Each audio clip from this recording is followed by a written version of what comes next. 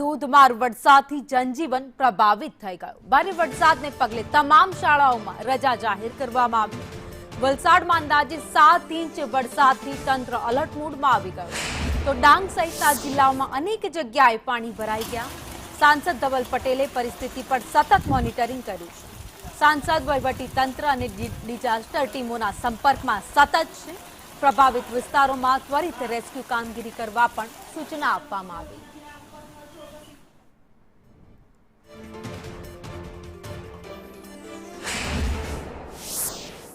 વલસાડ જિલ્લાની અંદર ધોધમાર વરસાદ વરસ્યો છે અને 7 ઇંચ જેટલો વરસાદ પડતા અનેક ઘરોની અંદર પાણી ભરાઈ ગયા છે। બંધો અંડરપાસ છે તે પણ બંધ થઈ ગયા છે। ત્યારે વલસાડના સાંસદ ધવલભાઈ પટેલ આપણી સાથે છે, તેમની સાથે વાત કરીશું। સાહેબ, શું કહેશો? પહેલા જ વરસાદે જે કહેવાય કે આખા વલસાડને દંડોળી નાખ્યું છે। જે આપણો વલસાડ જિલ્લો છે એ ગુજરાતનો ચેરાપુંજી કહેવાય છે। દર વર્ષે સૌથી વધારે વરસાદ ગુજરાતમાં વલસાડમાં જ આવી રહ્યો છે। ત્યારે આ વર્ષે પણ આજે સવારે 6 થી 7 ઇંચ જેટલો વરસાદ આવ્યો છે અને જે અમારા નીચાણવાળા વિસ્તાર છે એમાં પાણી ભરાયા છે। પણ આના માટે અમારું તંત્ર પહેલેથી જ સજ્જ હતું।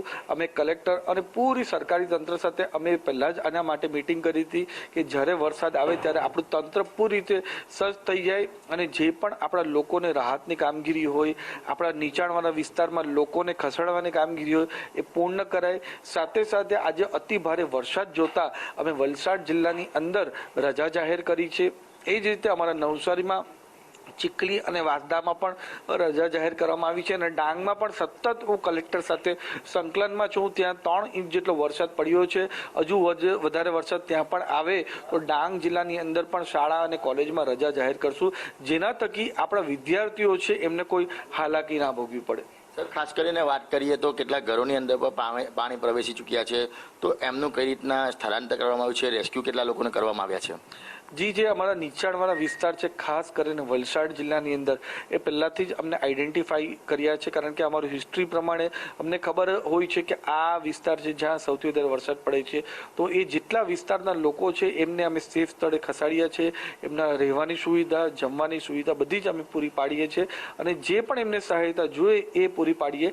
આ આપણે વલસાડ સિટીની વાત કરી, પણ ખાસ કરીને સૌથી વધારે જો વરસાદ કશે આવ્યો હોય તો અમારા વલસાડ જિલ્લાની અંદર નાના પોંડા અને ધરમપુરમાં વરસાદ આવી રહ્યો છે, જે પૂરેપૂરા આદિવાસી વિસ્તાર છે। તો ત્યાં પણ અમારું તંત્ર રૂરલ એરિયામાં, ગ્રામીણ એરિયામાં પણ પૂરી રીતે સજ્જ છે કે અમારા આદિવાસી વિસ્તારમાં આદિવાસી લોકોને કોઈ પણ જાતની હાલાકી ના ભોગવી પડે એના માટે પૂરો પ્રયત્ન કરી રહ્યા છે। ખાસ એનડીઆરએફની ટીમ પણ બોલાવવામાં આવી છે, તો એ કઈ રીતે કાર્યરત રહેશે? એનડીઆરએફની ટીમ પૂરી રીતે સજ્જ છે, કારણ કે જે અમારો કાંઠા વિસ્તાર છે અને કાંઠા વિસ્તારના ગામો છે જેમાં દરિયાઈ પાણી તરત જ અંદર ગામોમાં આવી જાય અને લોકોને પણ નુકસાન કરે ને પ્રોપર્ટી ઘરોને પણ નુકસાન કરે, એના માટે અમારી એનડીઆરએફની ટુકડીઓ પણ ત્યાં તૈયાર છે। અને ખાસ કરીને અમારા ગુજરાત રાજ્યના મુખ્યમંત્રી ભૂપેન્દ્ર પટેલ સાહેબ અને ઉપમુખ્યમંત્રી હર્ષભાઈ સંઘવીજીએ ખાસ અમને સૂચના આપી છે કે વલસાડ જિલ્લાને જે પણ આના માટે જરૂરિયાત પડે હેલ્પના માટે આપણી રાજ્ય સરકાર એને પૂરી પાડવા માટે પૂરી રીતે તૈયાર છે। સાહેબ, વાત કરીએ તો જ્યારે વલસાડની અંદર ઉપરવાસમાં વરસાદ વધુ વરસે છે તો પાણી શહેરની અંદર પ્રવેશે છે। લોકોની માંગ છે કે પારા બનાવવામાં આવે, જો પારા બનાવે તો આ પાણી અંદર પ્રવેશે નહીં। જે અમારા ખાસ કરીને જે અમારા રાજ્ય સરકાર છે એ પારા બનાવવા માટે પૂરો અમારા પ્રોસેસ ચાલુ છે। હમણાં એક અમારા ગામમાં ખાસ જઈને મેં આ પ્રોટેક્શન વર્ક કેટલી બની છે એનું સ્થળ પર નિરીક્ષણ કર્યું। એમાં 1500 મીટર જેટલું અમે પ્રોટેક્શન વર્ક બનાવી પણ દીધી છે। 300 મીટર બનાવવાની પ્રોસેસ ચાલુ રહી છે। એ જ રીતે પૂરા કાંઠા વિસ્તારની અંદર જ્યાં જ્યાં પારા બનાવવાની જરૂર છે ત્યાં ત્યાં અમારી રાજ્ય સરકાર પૂરી રીતે બનાવવા તૈયાર છે। બિલકુલ, તો જે રીતના દક્ષિણ ગુજરાતમાં અતિ ભારે વરસાદ વરસી રહ્યો છે ત્યારે ખાસ કરીને વાત કરીએ તો વલસાડ જિલ્લાની અંદર અત્યારે 7 ઇંચ જેટલો વરસાદ વરસ્યો છે। ત્યારે વલસાડના કેટલા ગામોની અંદર પાણી પ્રવેશ્યા છે। ત્યારે વલસાડની અંદર શાળા અને જે કહેવાય કે સરકારી કચેરીમાં રજા જાહેર કરી દેવામાં આવી છે। કેમેરા પર્સન અજીત પટેલ સાથે મનીષ પરમાર, સંદેશ ન્યૂઝ, સુરત।